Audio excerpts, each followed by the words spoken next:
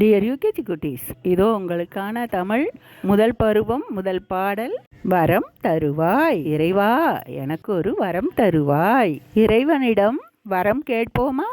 இறைவா, எனக்கு ஒரு வரம் தருவாய், இனியதை நினைக்க அருள் புரிவாய்.